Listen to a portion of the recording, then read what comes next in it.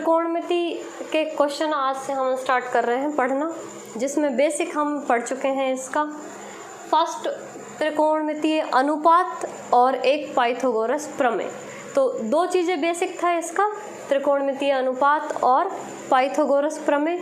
अब वो दोनों हमको क्वेश्चंस में कैसे यूज़ करनी है वो आज हम देख लेंगे। तो ये एग्जाम्पल है, एग्जाम्पल नंबर 3, इम्पॉर्टेंट एग्जाम्पल है ये। दो चीज़ें कैलकुलेट करनी है इसमें, cos square theta plus sine square theta. Theta क्या है?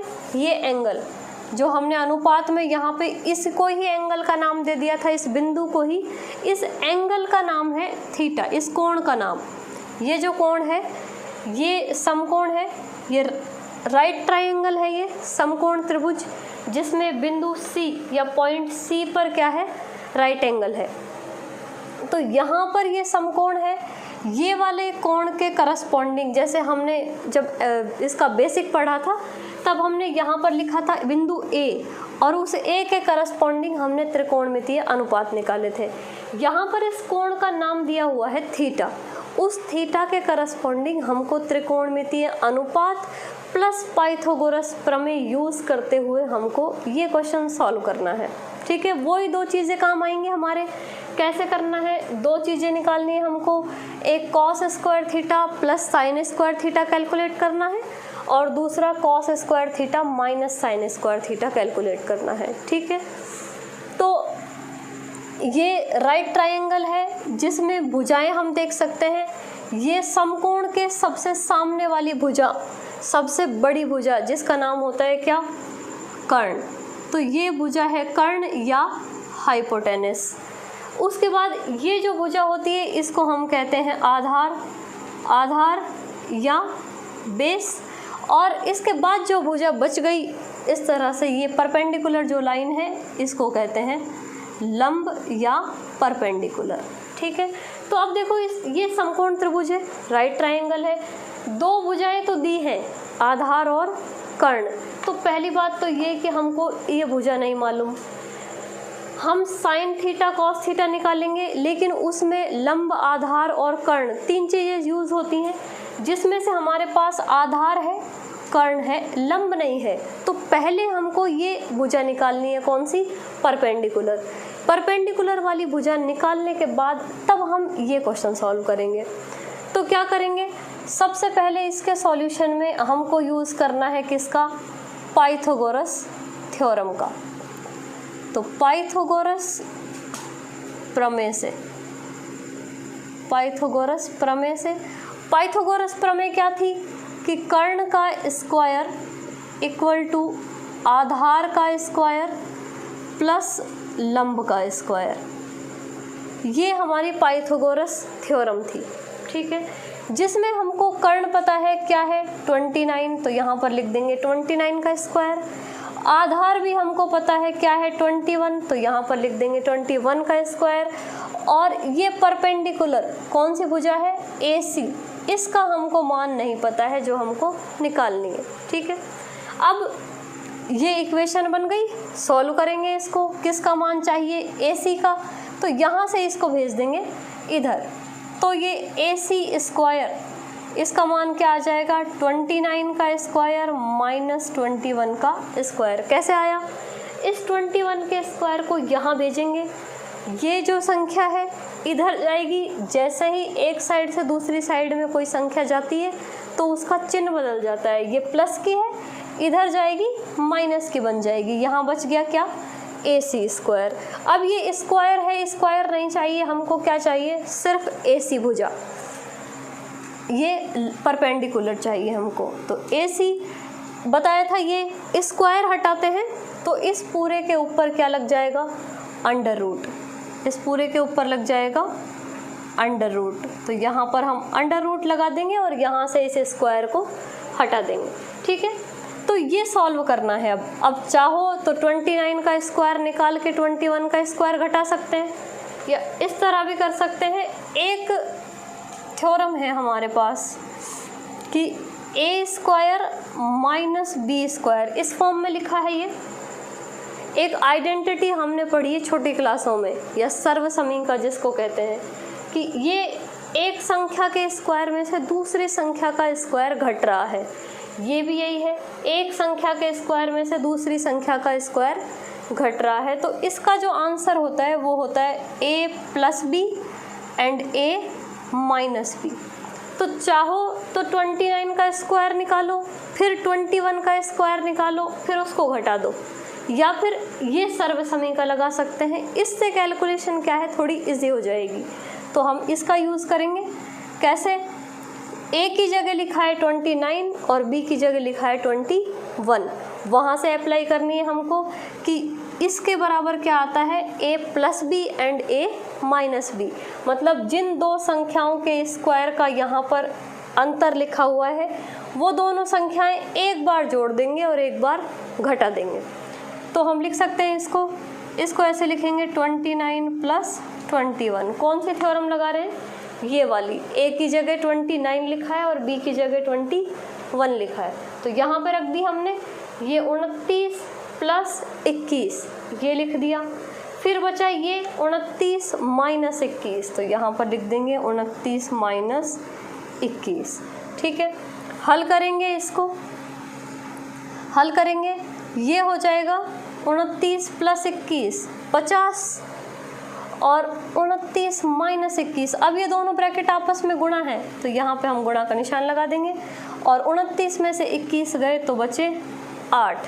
अब 50 को मल्टीप्लाई कर देंगे, 8 से मल्टीप्लाई करेंगे तो ये 8 × 5 = 40 और एक ये 50 का 0। ये 400 वर्ग होता है 20 का, तो ये वर्ग आ जाएगा किसका, 20 का। 420 का वर्ग है, 20 × 20 करेंगे तो 400 आएगा। इसलिए डायरेक्ट लिख दिया हमने कि ये किसका वर्ग है, 20 का। और ये अंडर-रूट और ये वर्ग आपस में कैंसिल हो जाते हैं, तो आंसर आ गया हमारे पास 20। तो पाइथागोरस प्रमेय का क्या यूज़ आया कि ये जो भुजा है लंब वो हमने ज्ञात कर ली, कितनी आ गई, 20। तो यहाँ पर हमको किसका मान मिल गया, लंब का। ठीक है, अब पाइथागोरस प्रमेय का यूज़ ख़त्म। अब हम त्रिकोणमितीय अनुपात यूज़ करेंगे। पहले हमको इस समकोण त्रिभुज की तीनों भुजाएं पता होनी चाहिए, और वो सवाल में हमेशा 2 ही भुजाएं आपको देगा। एक भुजा हमको इस पाइथागोरस प्रमेय से ज्ञात करनी है, जो इस तरह से लगानी है हमको। पाइथागोरस प्रमेय लिखेंगे, जो जो संख्याएं दी हुई हैं वो वहाँ वहाँ रखनी है, बाकी फिर इक्वेशन बन जाएगी, उस इक्वेशन को हम सॉल्व कर देंगे। ठीक है, तो यहाँ से हमको लंब का मान मिल गया कितना, 20। अब हमको सवाल में हमारे पास 2 चीज़ें हैं, एक तो साइन और एक कॉस। तो साइन थीटा और कॉस थीटा दोनों के मान निकालेंगे हम। साइन थीटा, साइन क्या होता है, फर्स्ट नंबर पे आता है साइन। एक ट्रिक लिखवाई थी ये, LAL/KKA। साइन कहाँ पे आता है, फर्स्ट नंबर पे। फर्स्ट नंबर पे कौन सा अनुपात, लंब बटा कर्ण। तो क्या आएगा, लंब बटा कर्ण। लंब का मान अभी निकाला है हमने 20 और कर्ण का मान है 29। ठीक है, ये आ गया। अब क्या निकालना है, कॉस थीटा। तो कॉस थीटा निकालेंगे। कॉस थीटा 2 ही अनुपात चाहिए हमको, एक साइन थीटा और एक कॉस थीटा। कॉस थीटा क्या होता है, कौन से नंबर पे आता है, साइन के जस्ट बाद में आता है कॉस थीटा। तो यहाँ से भी हम इसके अगले वाला अनुपात आधार बटा कर्ण, तो ये लिख लेंगे आधार बटा कर्ण। तो आधार बटा कर्ण, आधार है 21 और कर्ण है 29। तो ये साइन थीटा और कॉस थीटा के मान आ गए हमारे पास। तो क्या करना है, अब हमको कैलकुलेट करने हैं ये जो 2 क्वेश्चन है वो। तो फर्स्ट और सेकंड दोनों क्वेश्चन हमको कैलकुलेट करने हैं। Cos square theta plus sine square theta दोनों के मान है हमारे पास। फर्स्ट वाला है cos square theta plus sine square theta. ठीक है, कॉस का मान था 21/29 का होल स्क्वायर और साइन स्क्वायर थीटा का मान है 20/29 का होल स्क्वायर। अब सिर्फ ये संख्याएं सॉल्व करनी रह गई हैं। कैसे सॉल्व करेंगे इनको? देखो, इसको सॉल्व करना है तो यहाँ हम लिख सकते हैं इसको 21 का स्क्वायर बटे 29 का स्क्वायर, इसको लिख सकते हैं 20 का स्क्वायर अपॉन 29 का स्क्वायर। हर बराबर है दोनों का हर बराबर होता है। जब कभी भी दो परिमेय संख्याएं जोड़ते हैं हम, दोनों का हर बराबर है तो हर एक साथ लिख देते हैं नीचे और अंश वाली संख्याएं जुड़ जाती हैं। तो यहाँ पर ये इस तरह से जुड़ जाएगा 21 का स्क्वायर प्लस 20 का स्क्वायर बटा 29 का स्क्वायर। ठीक है, तो इसको सॉल्व कर देंगे। इसको सॉल्व करना है, दिख रहा 21 का स्क्वायर मतलब 21 को वापस 21 से मल्टीप्लाई करना है, तो उसको मल्टीप्लाई करेंगे तो 21 का स्क्वायर आएगा 441। 20 का स्क्वायर अभी हमने देखा था 20 का स्क्वायर क्या होता है 400, और 29 का स्क्वायर हम निकालेंगे तो 29 का स्क्वायर आएगा 841। जोड़ देंगे इनको, इसको हम जोड़ेंगे तो ये बन जाएंगे, ये भी बन जाएंगे 841 बटा 841। भाग देंगे इसमें तो आंसर आ गया 1। तो फर्स्ट वाला जो क्वेश्चन है उसका आंसर आ गया 1। Cos square theta plus sine square theta बराबर 1। तो फर्स्ट सॉल्व हो गया हमारे पास, फर्स्ट जो क्वेश्चन था। अब सेकंड ये वाला cos square theta minus sine square theta, मान निकाल लिए थे हमने। कॉस थीटा का मान है 21 बटा 29, तो सिर्फ मान रखने हैं अब 21 बटा 29 का स्क्वायर माइनस 20 बटा 29 का स्क्वायर। सेम वही तरीका है सॉल्व करने का, ये हर समान है इसका तो एक साथ लिख देंगे इसको, जैसे इसमें लिखा था। अलग अलग कर सकते हैं इसको भी, तो इसको ऐसे ही अलग करेंगे तो यहाँ पर ये आ जाएगा 21 का स्क्वायर माइनस 20 का स्क्वायर। सेम यही, सिर्फ इस प्लस की जगह यहाँ पर क्या आ जाएगा माइनस। तो ये आ गया 441 माइनस 400 बटा 841। तो आंसर आया, घटा देंगे इसमें 441 में से 400 गए, 41 बचे और अपॉन में 841, यही इसका आंसर है। तो ये दोनों क्वेश्चन सॉल्व हो गए।